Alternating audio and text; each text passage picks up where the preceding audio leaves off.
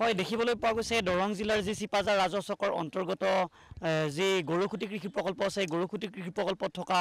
যিসমূহ আচলতে ভূমি সেই ভূমিত যিসমূহ আচলতে লোকে এতিয়াও এই স্থান ত্যাগ কৰা নাই তেখেতসকলক যোৱাকালি আচলতে প্ৰশাসনে উচ্ছেদ কাৰ্য চলোৱা দেখিবলৈ পোৱা গৈছে আৰু প্ৰায় 600 পৰিয়ালে এই স্থানত বসতি কৰি আছে আৰু এই 600 পৰিয়ালৰ প্ৰায় 300 পৰিয়ালৰ বাসগৃহ এনেধৰণে প্ৰশাসনে যোৱাকালি ভাঙি দিয়া দেখিবলৈ পোৱা গৈছে যিহেতু এইসকল লোকক অন্য এটা স্থানলৈ যাবলৈ প্ৰশাসনে নিৰ্দেশ প্ৰদান কৰিছিল আৰু তাৰ পিছত আচলতে এই লোকসকল ইয়াৰ পৰা স্থান ত্যাগ নকৰাৰ কাৰণে এনেধৰণে আচলতে প্ৰশাসনে এই ব্যৱস্থাৱলী গ্ৰহণ কৰা দেখিবলৈ পোৱা গৈছে যিহেতু যোৱাকালি প্ৰায় 300 পৰিয়ালক এই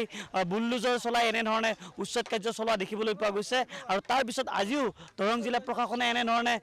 উচ্ছেদ কাৰ্য চলাব বুলি ইতিমধ্যে আমি জানিব পাৰিছোঁ ইতিমধ্যে প্ৰশাসনৰ লোক খস্তম হৈছে আমি কিছু লোক আছে কথা পাতিম কিমান ঘৰ ভাঙিছে কালি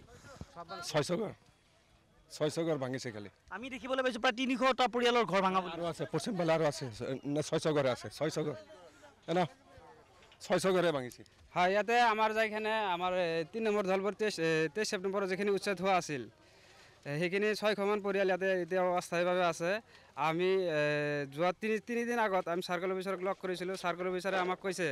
যে তোমালোকক হেৰি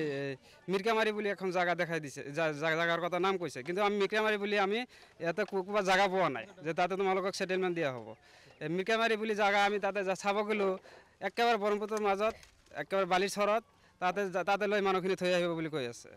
এতিয়া আপোনালোকক দেখিবলৈ পাইছে আপোনালোকে যে টালি টোপোলা বান্ধি আছে এতিয়া টালি টোপোলা আমি বান্ধা নাই সিহঁতে কালি জিচিবি দিয়া আহি উচ্ছেদ কৰি দিছে মানুহখিনি সেনেকৈ ৰাতিত বৰষুণ পৰিছে বৰষুণত মানুহখিনি জিকি সেনেকৈ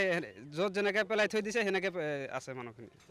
টালি দেখুৱাইছোঁ এনেধৰণে আচলতে উচ্ছেদ কাৰ্য চলোৱা দেখিবলৈ পোৱা গৈছে আৰু আমি কিছু লোক আছে তেওঁলোকৰ সৈতে কথা পাতিবলৈ যত্ন কৰিছোঁ কিমান ঘৰ ভাঙিছে এতিয়া আপোনালোকৰ 620 ঘৰ